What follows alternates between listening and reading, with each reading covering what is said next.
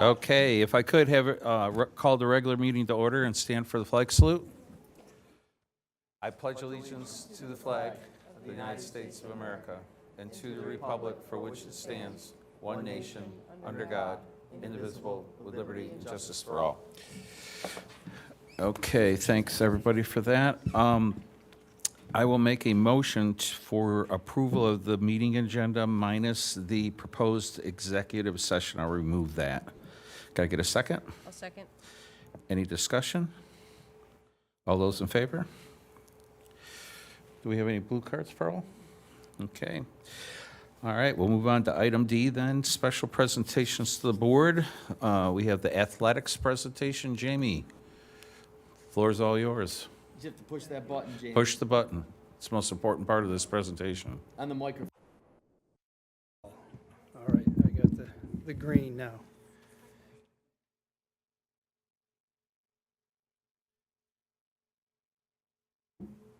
Okay. Thank you. I appreciate the opportunity to come and to speak and this is a good opportunity for me to update everybody about some of the things that have gone on in athletics and are upcoming in athletics. Just as a, kind of a piece of information, some of the information that you're going to see is going to be based on winter from last year, spring from last year, and fall from this year, just based in terms of where we are right now and some of the information and the data that I have. So again, I like to go through our sports offerings. This year was a little bit different. So in the fall, you'll see we had 2 boys soccer teams, 1 girls soccer team at the modified level, and then the rest, boys cross country, girls cross country, football, and girls tennis. Obviously, the numbers dictated that we did drop down from 2 to 1 soccer team in terms of the girls, and we did have enough to field 2 boys soccer teams. We have to kind of see what that looks like from year to year. We do go and we poll, we canvass, we try to see what kids are interested in coming out. As you know, we've supported 2 soccer teams, girls and boys soccer teams for the last 2 years. But then we got there this year, and then we had a number of kids who, for whatever reason, didn't play, didn't come out. So we were kind of right on that fence, right on that borderline. Worked out really well for our girls. Our boys, our teams were a little thin just based on numbers. We didn't want to cut anybody if we didn't have to. So we ended up, I believe, 15 and 14. But as you know, as the season goes along, those numbers dwindle a little bit. So we will revisit that. Our coaches do a great job of trying to, again, canvas that. Things change over the summer a little bit, so we try to project as much as we can. At the JV varsity level, everything was the same. The only difference being that we did offer girls flag football last year. So all those other sports remained intact, and we had good support with those in those areas. Winter sports, same. We had great support at the modified level. We supporting 2 volleyball teams for the girls, 2 basketball teams for the boys and girls as well, rifle and wrestling, and then again the same over on the JV and varsity side. I do have a couple asterisks on there.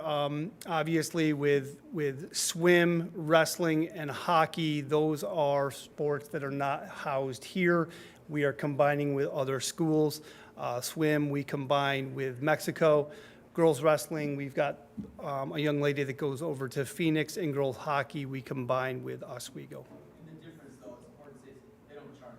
Correct. None of those programs charge us, and that was what happened too, and why we ended up having to eliminate boys hockey with ice time, with all those things. It was a prorated cost, and it was really quite expensive. Spring sports, again, baseball, softball, we've got good, strong numbers in all those, boys and girls lacrosse, boys track, girls track. And then over on the JV varsity side is where you see your flag football right over there. And again, it's only at the varsity level for the flag football. Participation report. Like to do a side-by-side comparison, again, remembering that these numbers are based off of 2025. And then, again, over here for the modified numbers, you'll see that winter says 54, that's winter 1. I actually was able to go in today. Winter 2 started today. we updated that to 100 and, I've got it right here, 132, 124, I'm sorry. So you can see those numbers are down just a little bit, and then our spring will be a TBD on that side. And again, I couldn't calculate all those numbers because we're not there yet, but you can see that the numbers in terms of the JV varsity from last year to this year are pretty steady. They hold pretty strong. Some of the achievements that we had last year and this year in the fall, our girls indoor track team were league champions. Our indoor track team for the girls also won the Section 3 championship. With track obviously being an individualized sport, you have several different medalists that in different events, both on the boys and the girls side. We had 2 state reps for boys wrestling. Our flag football inaugural season, they were Section 3 champions, and then they were a regional finalist, so they had the opportunity to go to SUNY Morrisville and play in a regional final. This year, that will expand. Every year with flag football, it's getting bigger and bigger, so you're getting more teams in, so obviously going to be a little bit more competitive. Our cheer team did outstanding in the fall this year. They won 4 competition championships. This is obviously in addition to what they do on Friday nights when they come out and they support our boys, or our football team. But they also won those competitions, which are usually all-day competitions on Saturdays. And then they won the Section 3 championship, as well as they were a representative down at Hudson Valley in the Public High School Athletics Association. So that was pretty impressive from where that program has grown. Brooke Catlin took that over, where that has grown and gone to. Pretty awesome. Yeah, Evangeline. Obviously, one of the things that we really try to impress, and one of the things I take pride in, is our scholar athlete. Just so, and I try to review this every year so everybody kind of recognizes what this looks like. Scholar athlete team, 75% of the roster must have an average of 90 or above. Individual scholar athlete, if the team does not meet that criteria, that individual is considered an individual scholar athlete. A school, there's 2 different types of schools. School of excellence, which means 75% of your varsity teams are recognized as scholar athlete teams, and school of distinction. Every team is a scholar athlete team within that season. It's represented and recognized fall, winter, and spring. Fall of this year, we had 9 out of our 10 teams, so 90% were scholar athlete teams. Up there, both cross-country teams, golf, boys and girls soccer, tennis, boys and girls volleyball, as well as cheer. Winter, we couldn't do it because we're in the middle of the winter season, so that's a TBD. And over in the spring, you got baseball, lacrosse, girls lacrosse, boys and girls track, tennis, golf, softball. So 7 out of our 8 teams were scholar athlete teams, 88%. So both in the fall of this year and the spring of last school year, we were recognized as School of Excellence. We're really trying to shoot and try to get that 100%, but we're not quite there yet, maybe in the winter. Well, and I think it's worth mentioning that if a student, the data is proven out, if you're a student involved in extra activities after the classroom, your grade point average is much higher than if you're not. And I think it just goes to show whether you're in band or whether you're in drama or whether you're playing a sport, there's a distinct benefit to that. Yeah. And it proves out. And I think that to me, this is the most important slide that you show. It really, at the end of the day, success on the field is very, very important, and competition is a great thing to experience. But to me, we're in the business of education, and the students that participate in this and show that they have outstanding grades are really what we're all about. And it goes to the core function of what we do here. So. Yep. It's a huge hats off to your coaches too. And I say Right. coaches in the audience, I know for a fact the importance they put on doing your homework and studying. Yeah, I was just going to make that point as well, Tom. I mean, when we have our meetings, we talk, and they're great about, we send out grade sheets every couple weeks, and you build a connection between our staff members who may or may not even know if a student is on a team, but we get those rosters out. Now there's a connection there, and we always encourage our teachers, hey, if you're having an issue, reach out to the coach. There's an extra set of motivation there just because of some of the relationships that they have with these kids. And you can see obviously by the numbers, it's working. So we're really proud of that. And like you said, Tom, very, very impressive for our coaches to go out there, and they know that that's at the forefront of what we're trying to do.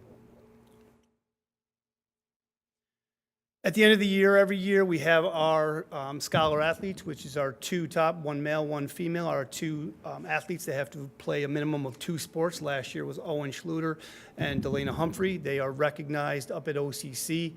Big Section 3 event, 108 schools are recognized with all their athletes. I believe Owen won an additional Scholar Athlete Award while he was up there, which was a monetary award.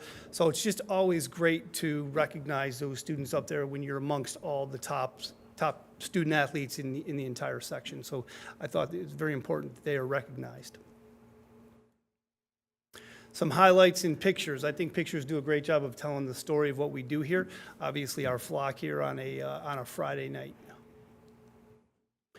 As I mentioned before, our boys indoor track and field Section 3 champions. These were some individual champions. This was taken up at OCC. You can see the T-shirts and the medals. I'm not sure if this was one of the relay teams, but a number of those guys obviously all medaled in their particular event. Here was our girls indoor Section 3 team champions. Again, this is a award that's recognized for the entire team. So it was pretty impressive to win the entire section and represent the entire section with what they did up at OCC for these indoor events. Kind of in the middle right here is our unified celebration. This was just an amazing celebration because it's just great. You can see in the background our entire student body and the way they come together and embrace this team and these kids and everything that the name of it and what it's called and what it does. It just unifies our general education students as well as some of our special education students as well. We're getting ready to embark on unified bowling. So our bowling and our basketball is one of my favorite things to do because it's just pure. I mean, the joy of those kids, and you see Asa in the front. He's our superstar right there. Everybody loves Asa, but those kids they love this and they really enjoy taking part in this event. If you ever have the opportunity and you're able to get over here, this is something we did during an advisory. So this wasn't an actual competition. They just did an inter squad thing. But really cool for all of our students. Yes, they do outstanding jobs with them. This is our flag football team, inaugural Section 3 champions. So the one thing I will say about them is they survived the worst spring ever in terms of it was freezing cold and rainy at nearly every game, including their regional championship. But I'm glad, and you can see by the numbers, the interest that we had in this sport, and I think it's really something that's going to continue to grow. So it's nice to see that pay off for them, and for them to do something a little bit different. You know, it's a different type of sport, obviously, in the spring than what we had just been offering previously. Here is this was this fall. This was at the sectional championship. Again, the leaps and bounds that this program has taken and holding a banner up, and this was the same group that represented us down at Hudson Valley. That was awesome. We did our 2025 Athletic Wall of Fame inductees this year. So again, this is one of those things that we planned, and we planned, and the weather put a crimp in it, but we were able to hold that ceremony. So we have Dave Sierra was a longtime trainer here. Brett Trammell in the middle. Brett played football and wrestled. And then Leah Brett McNeil, who went on, and she's in Colorado now in the Air Force doing a lot of great things. It's just really nice to kind of recognize these folks, bring them back. Both Brett and Leah came all the way back from across the country. And, you know, you're recognizing them, and then you hear about all the great things that they are doing with their life, and they started here within the athletic department and here at Central Square. This is something we try to do and try to recognize them at an athletic event. That was supposed to be a basketball game. It got canceled due to weather, so we couldn't really reschedule just based on the fact they traveled cross-country. So we had a nice little ceremony in here, but it was really, really good to do that, and we'll have another class this year as well. This is something I really take pride in terms of what we try to push and what we try to promote here. This is something that when I received, but it's a reflection of the entire community. It's a reflection of the athletic department, it's a reflection of the teams. This was the Mike Anthony, Rick Britton Sportsmanship Award. And this is awarded to the program in Section 3, big schools, small schools, that shows the best sportsmanship in terms of this is the Girls Basketball Officials Committee. So they look at not only what our coaches and our kids do on the floor, but they're looking at and they vote on us, based on our student section, our fans, all those things, kind of how we interact with them when they came in. So we won that, and we also won the John Arcaro Wrestling Sportsmanship Award. So we got 2 sportsmanship awards in Section 3 last year that, again, I think is more fundamental to what we want to be and what we want to do here. The wins and all the things that we just showed and talked about as far as accomplishments are impressive, but these are things we're developing young people and setting kind of a standard here. So I think that's something I take a lot of pride in that. I think it's really important, and I think our coaches understand something we really want to promote. We try to really do a good job of, understanding officials are people, and officials are going to make mistakes, and we need to make sure that we are representing ourselves with good character and Central Square with good character.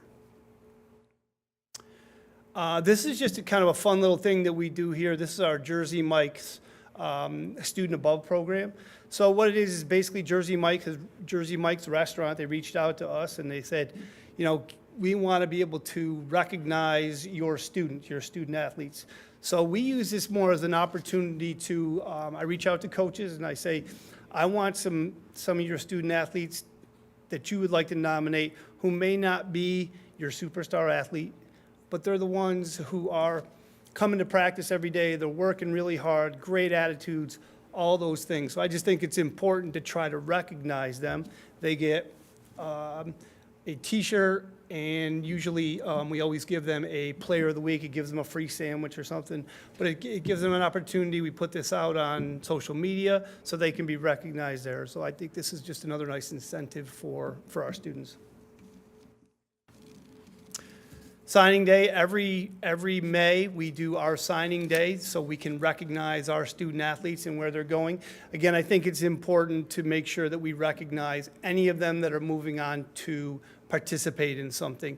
We have anywhere from Division I, Division II, Division III, junior college. The landscape of college athletics has changed tremendously just in the last 5 years in terms of with NIL, with all the transfers and transfer portals, and that's not just at the Division I level. That's, coaches. I was just talking to one of our parents of our student athletes today, and you've got coaches who are now taking kids who are 21, 22, 23. They're grown men and women over some of our high school kids. So the time, the effort that our student athletes are putting in, again, I think it's very important to recognize them, recognize the families for all the sacrifices and the things that they've done. Again, another stepping stone towards who they want to be in the future. So we will obviously continue with this and have this again in the spring.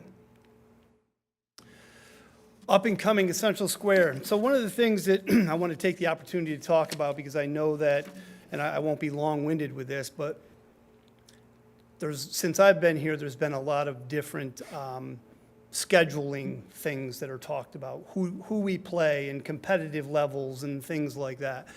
So I'm going to kind of be somewhat general on this and try to kind of nutshell it for everybody, because it can be pretty complicated. But what our league has gone to is called the Bradley Terry model. We started talking about this probably 2 or 3 years ago, and it's something that was developed by a student up at SU. And basically what it is, it's an algorithm, and it takes into account your school record, who you played. Doesn't really take into account final scores and things like that, because we really don't want to encourage you beating somebody worse that's not great sportsmanship. But essentially what it does is it spits out these rankings, which are called the Bradley Terry rankings. And in most of our sports, we're broken up into two divisions. We're broken up into the Empire and the Metro. And what happens is the Metro is a lot of times your Liverpools, your CNS, your Beevilles, your bigger schools.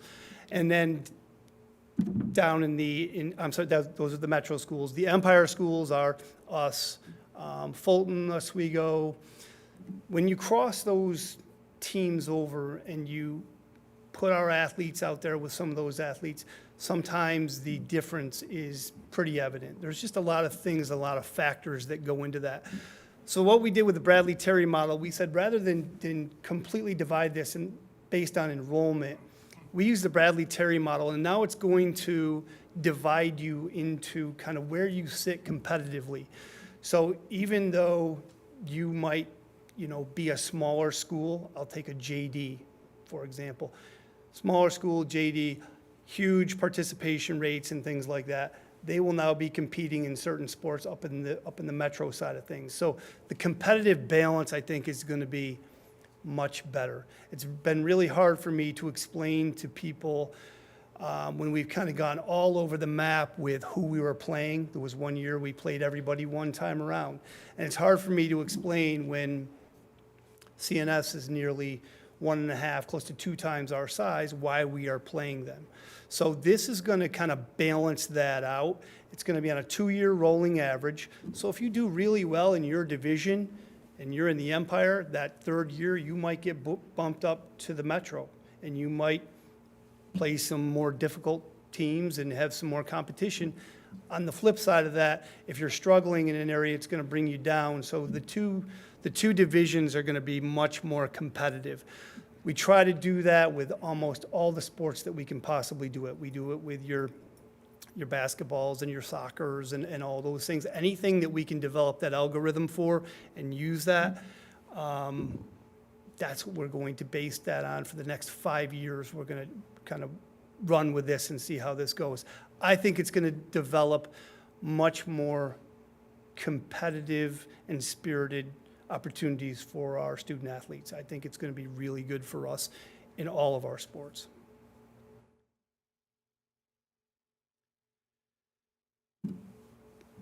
Grassroots programs and the things that we offer community-wise. This is some of the same stuff that we talked about and that I have talked about last year. This hasn't died down at all. We continue to work with all of these programs to try to provide them with opportunities to utilize our facilities, to work with them and run basketball tournaments or any type of gym space. As we all know, gym space is at a premium around here. There's just not a lot of other places for our local youth to go to. But we try to work with softball leagues, little leagues, anything that we can do as they're the grassroots program, that those are going to be our athletes that are going to come here. So that just kind of gives you an example of some of the things that are some of the groups that we work with.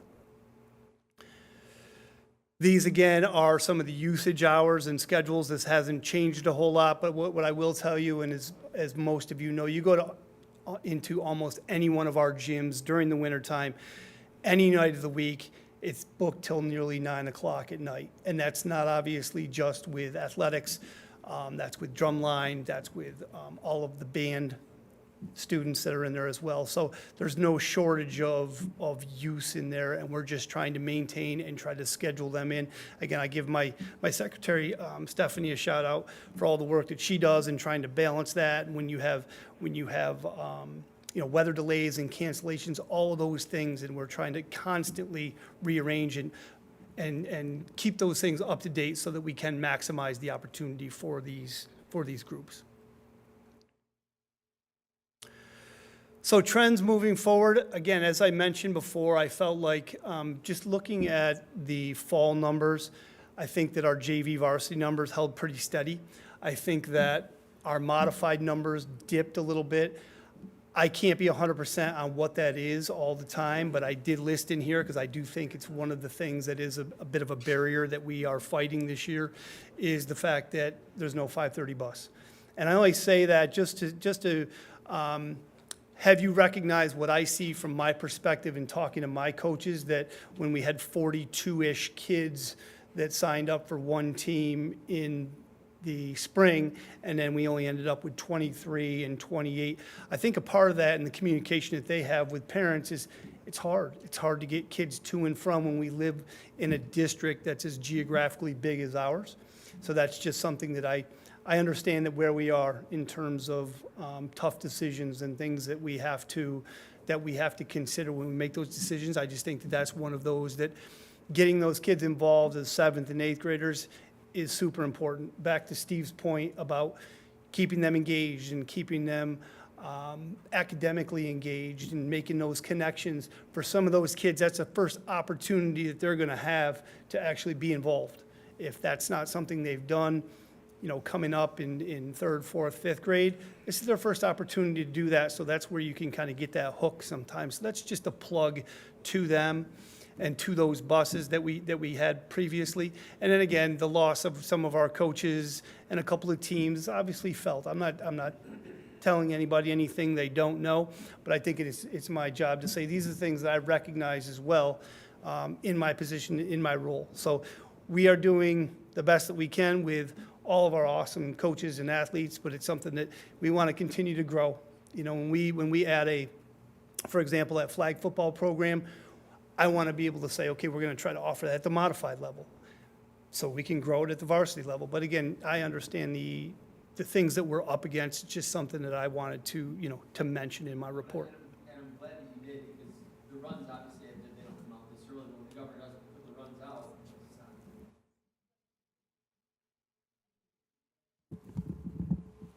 But when the governor puts the runs out, that's going to be something that we talked about last year. I mean, there were people that spoke after the fact when the first budget had failed. But the bottom line is this. It's most likely going to be the foundation increases will be at 2% again, not the 4 or 4.25 or 4.3%. So if we were to go out at 3%, like we did last year, we're going to have to make another $1.2 million in cuts. And so that's why it's so very important that we continue to get that message out to people that these are real things. We did all the research before we had Forecast 5 show when a student is an athlete or in band, their GPA is like 18 points higher than if they're not playing a sport or an extracurricular. And so we know how important that is, and we know that 5:30 shuttle bus that most districts don't, right? I mean, I live in West Tennessee. They don't offer it. But for years, we provided those things, paying for the elementary students to have their school supplies. Well, we had already purchased those last year. Families are going to see that for next year, because now if you got 3 kids and it's $40 each, I mean, do the math. It adds up quickly. We used to be able to pay for those things. And so, but I'm glad that you brought that up. We've recognized it. We talked about it in cabinet. The 5:30 shuttle did hurt participation. Does anybody have any questions about any of the information that I have provided here tonight? Thank you. I appreciate the time and the opportunity. Thank you. Now go home to your kid who's still in town. Yeah, my kid's leaving for college, so I'm going to take him up. Yes, go. Great job. Or you can stay for the electric bus presentation by Maureen. This is going to be riveting. Yeah.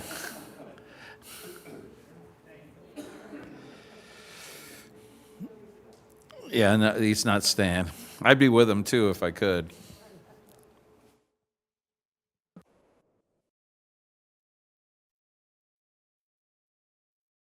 Right, so another riveting topic here. I wanted to put a little bit of something together because tonight on the board packet is the letter of intent for our bus purchase that will be then put on the voting dockets or ballots for the May vote.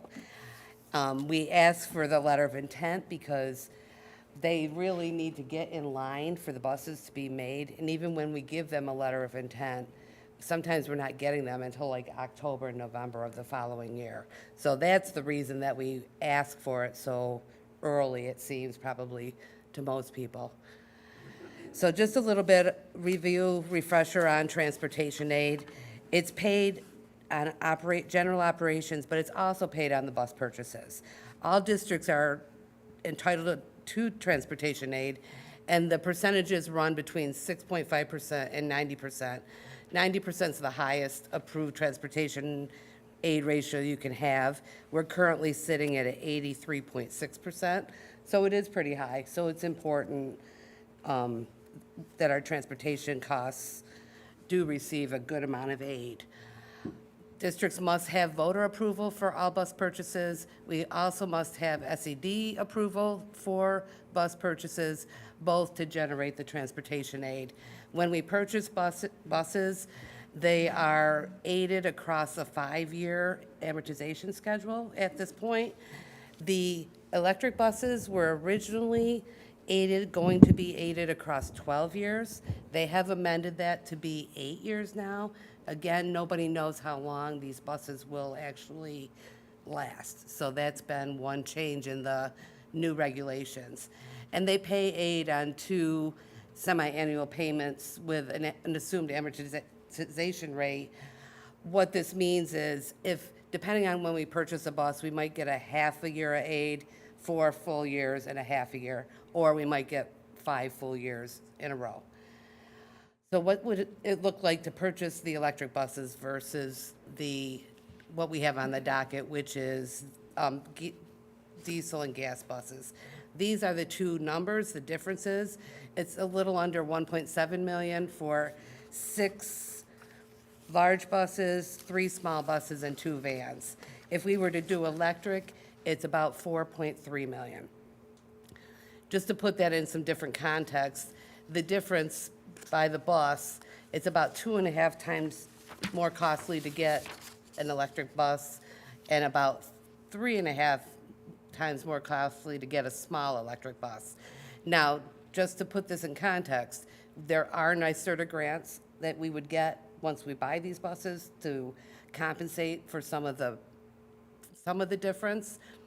But legal counsel has said, and I think it's important to note that when we put these on the docket for a proposition for vote, we have to put the total price on, because that's really what we're on the hook for. We have no idea what aid and what grants will be applied.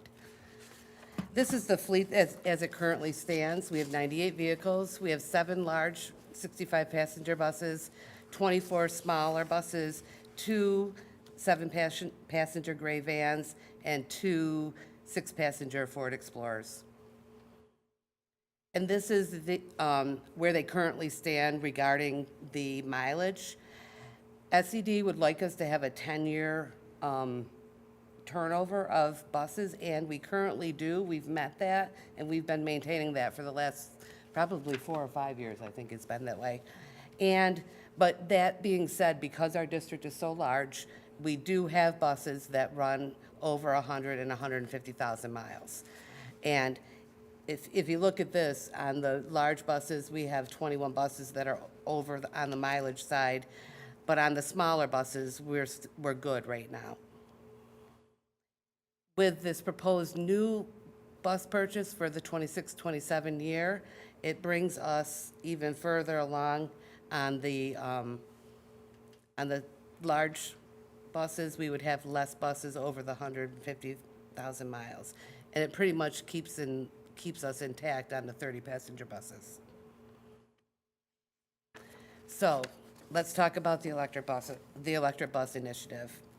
The legislation, again, currently has not changed. So December of '25 is still requiring zero-emission buses that are purchased after 2027 are only electric, and that 100% of all fleets need to be transitioned by 35. National Grid we've had a feasibility study done with National Grid. Girardian Energy provided us with our initial study that came, and we discussed that. It came out about March of 2023. That company became Polara. So they are the same people working on this fleet study.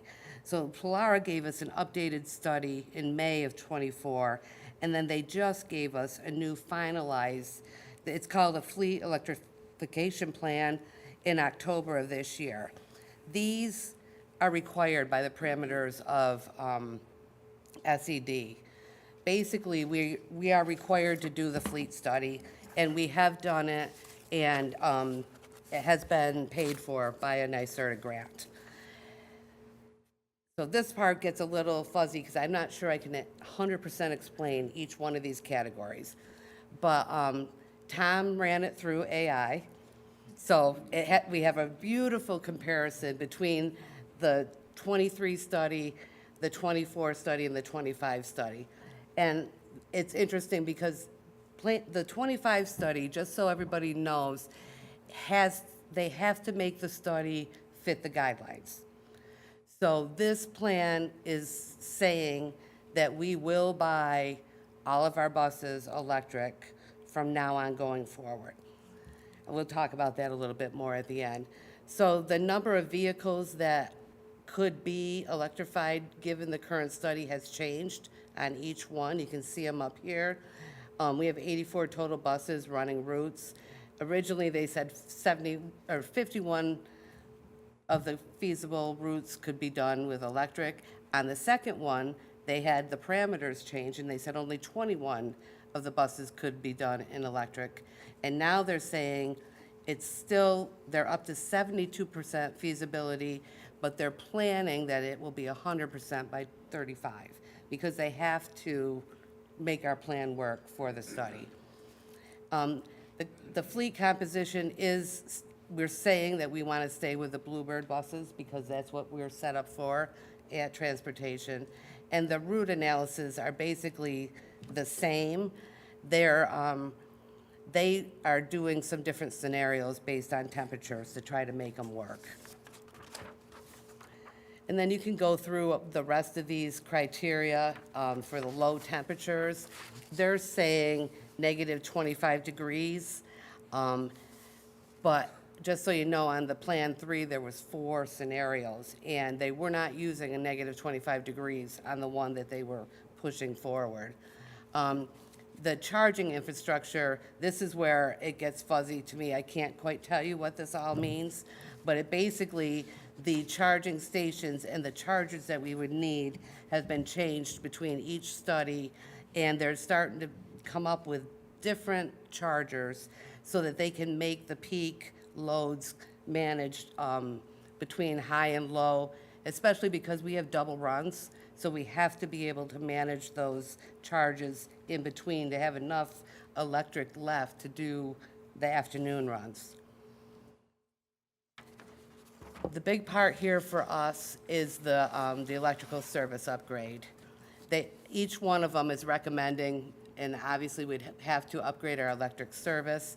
And then they're going to use different power management programs to help us manage the electric peak loads and the charging. We were at a conference, and I was talking with somebody from state ed. They couldn't wrap their head around the fact that we had the double runs.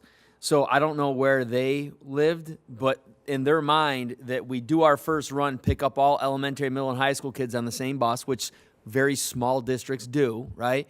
And then that's it.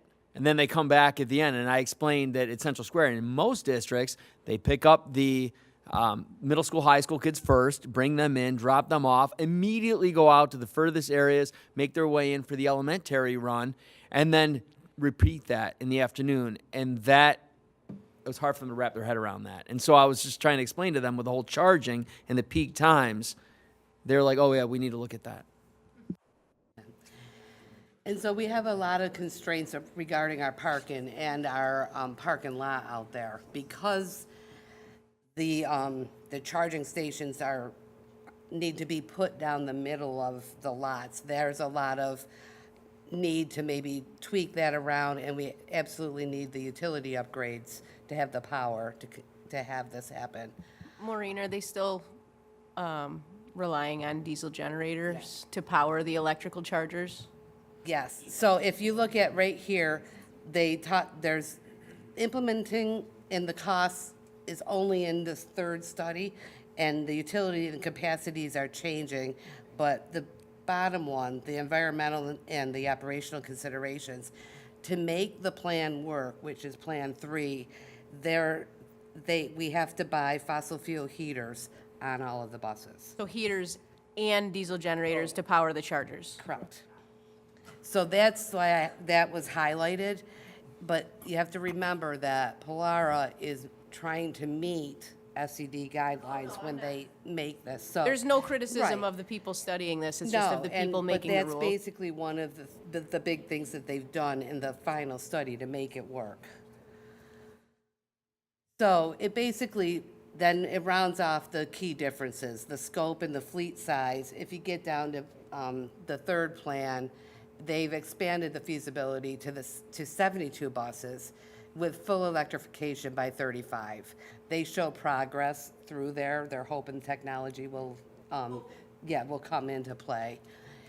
For the charging infrastructure and the power needs, Plan 3, the last one, plans for larger charger counts. So now we're up to 57 level 2 chargers and 15 level 3 chargers. Which that means we only need a moderate electric upgrade because they're going to balance that against the power draw. On the power management and the optimization, it does include in Plan 3 a detailed model, and it's recommending those type 2 power managements to reduce the peak so that we can manage our electric draw. And the routing and the temperature analysis, Plan 3 includes the fossil fuel heaters. That's how they're getting around that. And then as far as implementing and finance planning, only Plan 3 has anything regarding that, and they're saying approximately $2 million to bring in the electrical upgrades that we need and upgrade the transportation center with the charging stations and basically they're not really changing the parking lot, but they're changing the way we park and put our buses through there. So is that 2 million out of our pocket?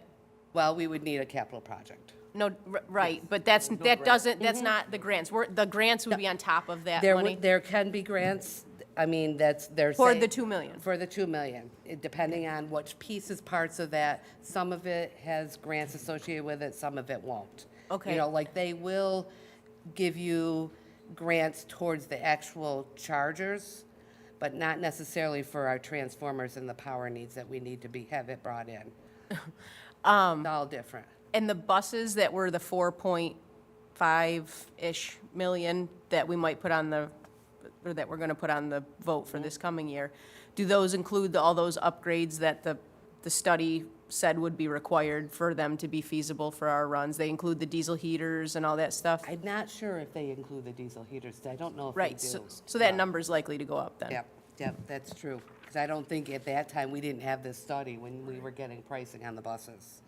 Right, and I was just pointing it out because when we put the bus purchases historically out, it's a no-brainer as a taxpayer to approve it, right? I mean, you're talking about $1.5 million, 6 or 8 new buses, and it's gonna cost the district all of 15% of that. So it makes perfect sense. But 15% of 5 million is a lot more than 15% of 1.5 million. So, Exactly. No, it's a tough pill to swallow, for sure. And right here, the utility and the site constraints. Plan 3 does give us some detailed utility analysis and includes the National Grid programs and the potential challenges with driver home charging, which that's another piece of it. They're saying potentially if some of the out schools, Cole, if some of the drivers would be potentially charge them at their home and they don't come all the way in and all the way out. But we basically said that we're not doing that. No. putting chargers in at their homes? Yeah, well, we have to put a plug there somewhere, right. No, so that's what I'm saying. They've got some different ideas in there. We did have a meeting, Jason and Chuck were in on it, and I have asked them for some changes and some what do you want to say, adjustments? Because I basically asked them if we could adjust it, that we're buying another full year of gas diesel on this vote, which is what I know that the board is interested in, wants to do, and that's what we're approving tonight. But then I asked them to do that for even another year, and then, you know, push us out a couple years to see if we have a better understanding of where we would be if we started to implement this. And I wanted to read you, I had an email from them today, which I thought was interesting. So he's, you know, saying that he's gonna go through the reports, because we asked for some clarifications of what parameters changed. You know, like, obviously, we can see that the fossil fuel heaters is a huge change. But there's a bunch of different things, and it's hard to really pick out. But he said, I wanted to follow up, after speaking directly with the project manager at NYSERDA, they confirmed that they do not object to the plan reflecting the district's intent to extend the full fleet electrification beyond 35. From their perspective, however, the report still needs to present a timeline that demonstrates how the 35 deadline could be achieved.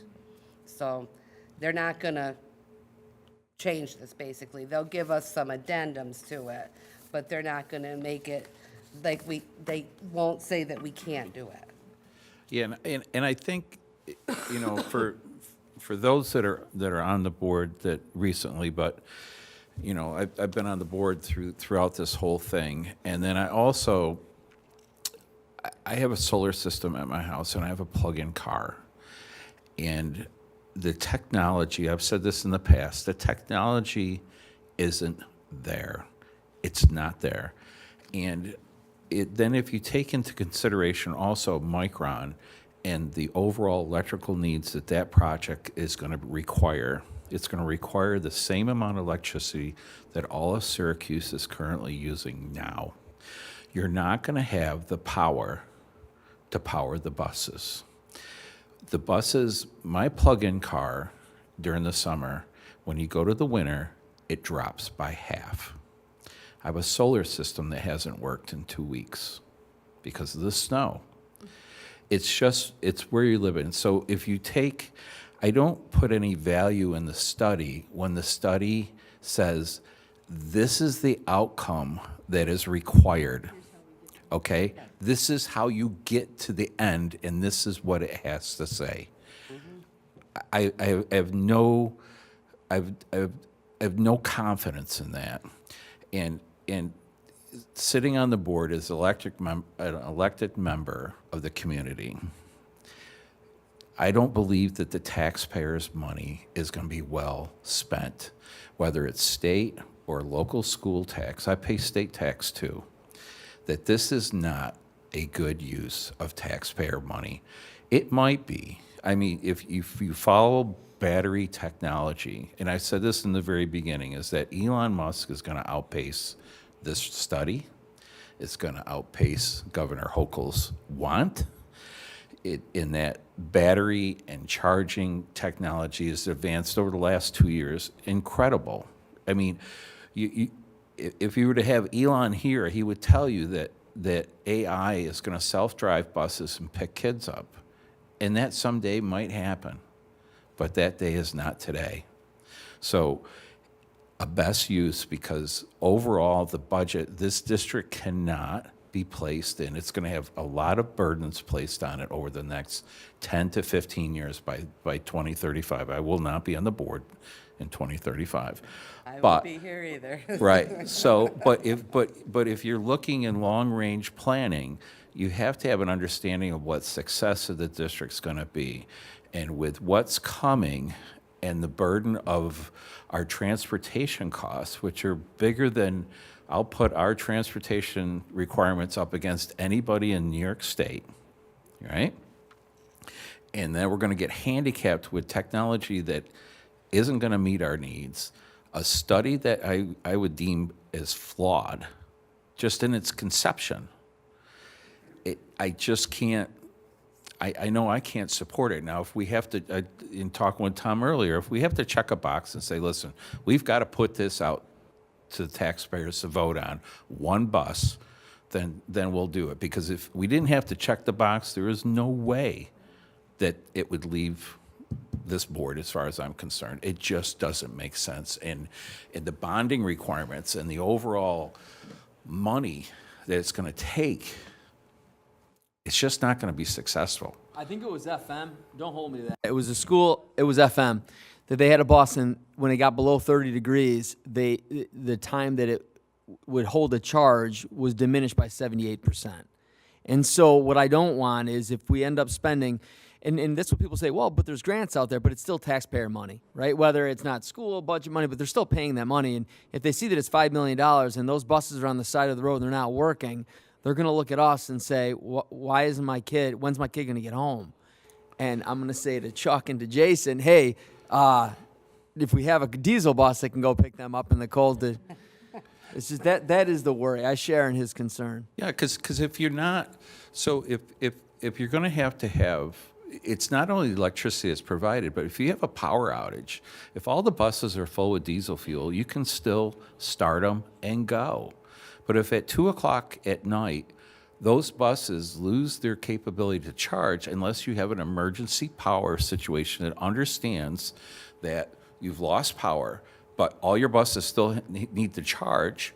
So you're going to fire up this emergency generating system so that you will have a fleet that's able to go. So if not, instead of snow day, you're going to have electric power outage day, right? So you're taking steps backwards, and I don't think that the study looked at that, right? Oh, absolutely. Right. So when you lose power, I mean, I don't know about anybody else in the community, but it happens pretty regularly. Then you wanna Yeah, know. Ask go up Ted. on Salt Road, and it happens all the time. So if you're planning on taking your bus home to charge in Salt Road, you're really asking for trouble.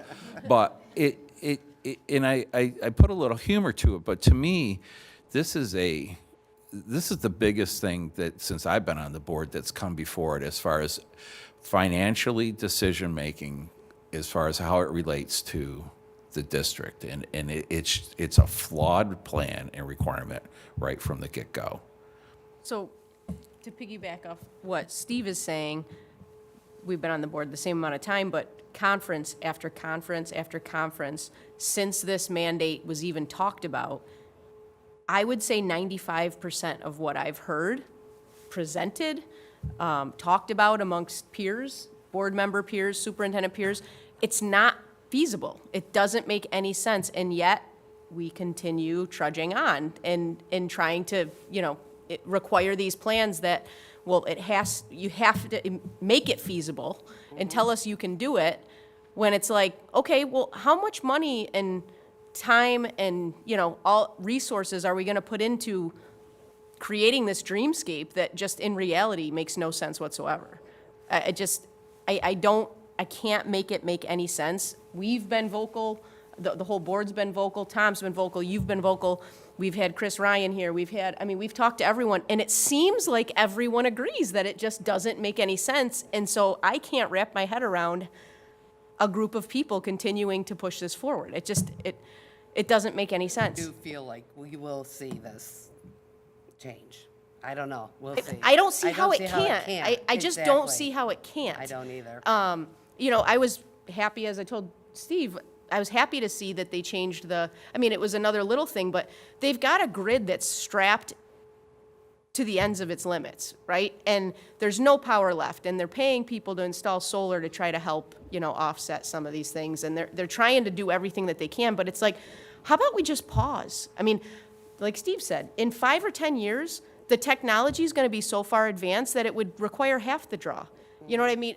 And the grid would have 5 or 10 years to expand if there's another nuclear power plant put in, or whatever the case may be. But it just seems like, for whatever reason, this flag has been planted, and it's like the message seems to be, we are not moving it. You just figure out how to get there. I don't care how much it costs. And it's like, to the general public who's voting for these people, it's like, this is all going to fall on our shoulders. I mean, it's not just the district, it's us as taxpayers individually. I mean, the money's got to come from somewhere. So it's feel like we're in a- incredibly frustrating. Like in a Thelma and Louise movie, right? We're screaming. Like it's a joke. Like we're screaming towards the cliff end, that somebody needs to hit the brakes and just say, And it's okay to say, every 2 years, we revisit it and reanalyze it, as long as somebody else is paying for it.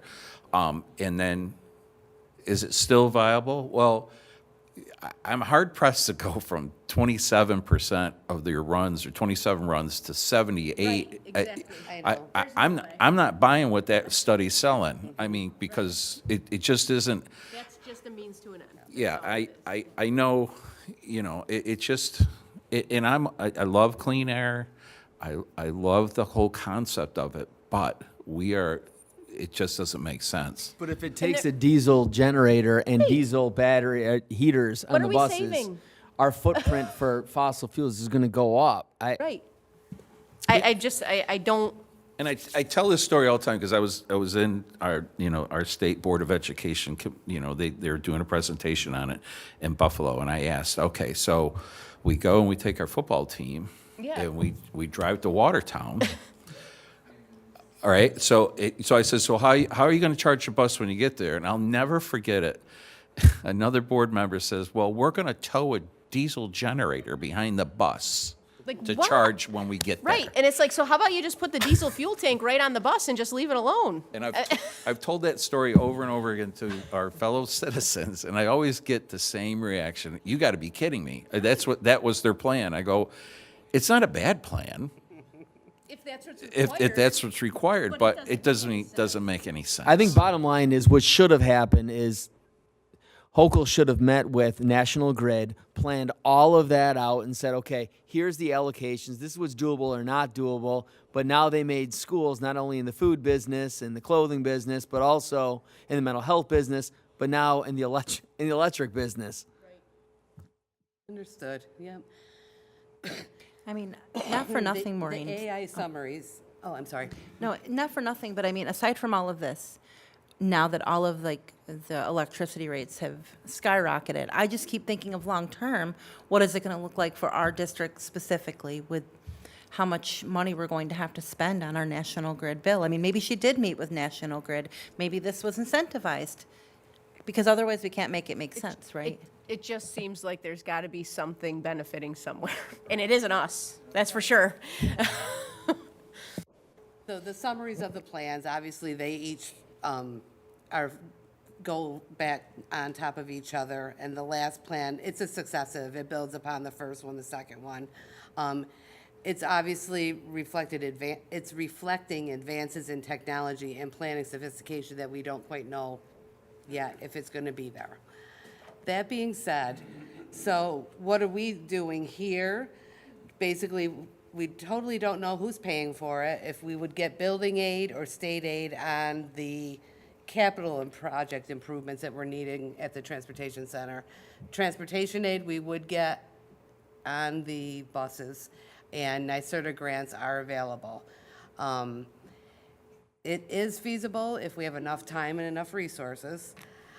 It does require voter approval, and one thing I want to say to the board is nothing goes out for voter approval unless it has board approval. So the waiver is out right now, and it has a grid of scoring. Tom sent it to everybody last weekend. We definitely, I think, score a 3 because the utility upgrades that are required are a problem. So that one, we could answer no. We won't have the utilities available. We can score a 3 on that one question, and that gets us the waiver. But there's an other factors category, and I almost would like to say, I don't know if you're remembering that, because is voter, having the voters reject it, turn it down is one of the questions, which we haven't done that, so we don't have that in our pocket. But I almost want to say, you're forgetting that even before voter approval is voter is board approval. And the board members are elected by the public. And if they aren't going to put it on there, we're never having a referendum that has it. Well, there's another thing we haven't even talked about, is we have diesel mechanics, and it's hard to even find diesel. Who's gonna pay for the training to now switch it? Because they're not gonna be diesel mechanics. No, yeah. Is that learning No. Yeah, And the heaters. Yeah. yeah. And, yeah, the mechanics are gonna need training. We don't know about battery life and replacement yet at all. One thing I've changed on this slide is we do not need to replace our lifts. When they brought out the electric bus there last summer, they put it on our lifts, and it was good. So we do know that at this point from 2 years ago. So we're talking about potentially putting one out for approval in December, but right now, we're voting for diesel gas for the proposition in May. That's what other districts So- have done. I know Dog Central was the last one. They put it out in December too, and it got shot down. It wasn't even close. Yeah. I haven't seen the district. that has that. No, in Mexico, have they done it twice now, too? Yeah, exactly. So that's basically what I have. So we updated it. I've got Jason Yeah, and Chuck's riding, yeah. Right along. yeah. But, Well, this is all your fault, Maureen, and I just want to hold you accountable for it. I know. So I just want to make sure that everybody understands that our bus intent letter is diesel gas for tonight. One other question, you mentioned the waiver and the calculation, and I did look some of that over, but it's an annual calculation, right? Nope, this is a one-time waiver. Okay. We have to submit it by March. One and we time can't- for how 2 long? years. For 2 years. Which is why I asked Polara to do a 2-year, push. Okay. So because I'm assuming we're gonna get a waiver. So we won't have to purchase them for 2 years. So I asking them to change the study, which they basically said they'll do an addendum to it, but. But it that doesn't change that the end won't- date of when it's required to be 100%. So Nope. we would just have to buy more More buses in a buses. shorter period of time, Yep. but it could. Well, not but it- necessarily. We would our fleet would go back to being less and not as up to date. Okay, so a bit longer, 10-year Yeah, buses or whatever. right. But the other thing too is, rumor is they don't even think about getting a second waiver if you didn't put a referendum out that didn't get That shot got down. turned down. Yeah. Yeah, no, I think we're, as a board, I think we're in a tough spot because we have to put it out because that benefits us in the long run. But, I mean, That's why we're not putting it I out think, with the regular. right, but I think it's pretty clear, at least with respect to Steve and I, and, everybody else can speak for themselves, but that I just assume not put it out. If it was me, I don't want it. I don't think it's a good idea. I don't think it's good for the district, but because we need that no vote to help with the scoring to get the waiver, I don't see how we cannot put it out, so. Can't put it out and tell people, they'll look at things that I'm putting out. If it all says, hey, we're putting this out, vote no, then. Yeah, no. It's it will- common sense, I though. think from the grid that I'm looking at, the matrix, we will get a waiver based on the first one, and that's for 2 years. First, so is there talk of a secondary one? Yeah, it just says it says this is our first waiver, but, no, Rumor there's. is that in order for people that got the first waiver to get the second one, the criteria and the points will go up, and you can't even do it if you didn't put one out that got shot down.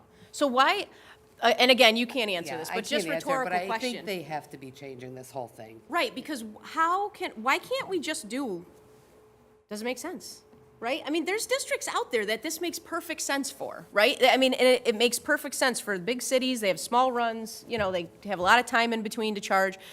But, I mean, again, we talk about the roundtable with Chris Ryan, he is on that side of the table. He talks to his peers all the time, and he was in disbelief as well. He's like, I don't understand how they're not considering the difference between a small public school in an inner city area versus the biggest geographical district. How are we comparing them as if they're orange to orange? It's like, it's apples to oranges. It's a complete different environment here as it is in New York City.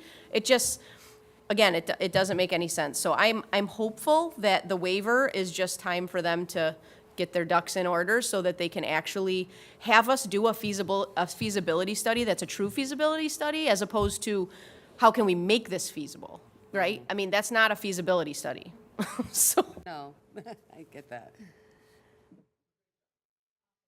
Yeah, great. Thank you.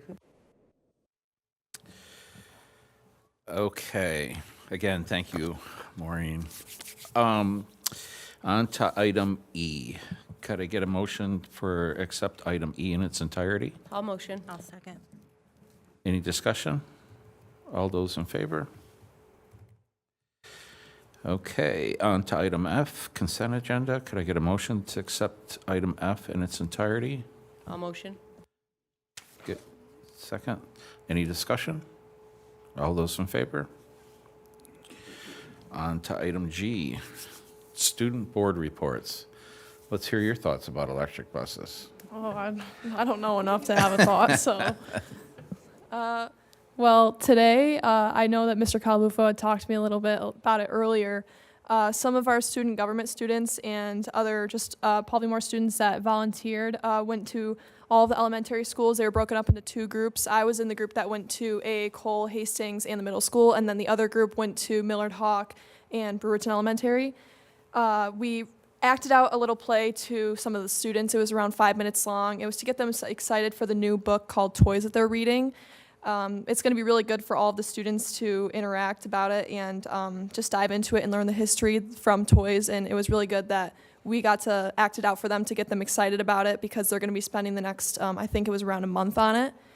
And furthermore, we had a very successful DECA regional competition at Lemoyne College before Christmas break. We have around 15 students attending states in Rochester, and regionals itself, we had over 100 students from our school attending, so that was really great. And we had middle schoolers there. We've had middle schoolers the past few years, but we just continue to increase the amount of middle schoolers we have, so that was really great. And yeah, we're really excited for that in March. To add on to the DECA thing, they are recently, rumor has it, that they're going to be changing facilities of where they're holding the DECA conference, just because all in total of not just our district, but other schools in the area, there are too many people coming to the DECA conference that they're going to have to increase the space that they have. Regents Week is coming up. BOCES is holding clinical or any hours of any program outside of BOCES so that they can increase the hours they have for whatever program they are in while school is out for those Regents days. We have some sports competitions coming up, track meets, we have a basketball game tomorrow, and we have Color Guard having their first competition in 2 weeks. Break went well. A lot of sports activities were canceled over break because of bad weather, but thank goodness those weren't school days and we didn't have to lose any snow days. And end of marking period is coming up, so we're making sure that we tell our fellow students that grades need to be in. Okay, board members report. I know Christy and I were both judges at DECA, and I'm a big one to have an understanding of feedback, and I did entrepreneurship, and I had a partner judge with me that was not a school teacher. He sold insurance and did financial planning. He had 2 daughters, both of them were school teachers, so he kind of got roped into doing it. And we had, I think, 13 groups come through. I think there was 6 from Central Square. We weren't supposed to ask where they're from, but we did it anyways. But his comment to me was, oh my gosh, what a program and students you have at Central Square. Very well represented, did a great job. He was super impressed by it. And I think, when you get feedback like that, I think it really goes to show what the program is. It's a validation of your student body and what's going on here, because they just did a great job. I mean, they give a scenario, you got 10 minutes to come up with an answer and go in and make a presentation to 2, old boomers, strangers.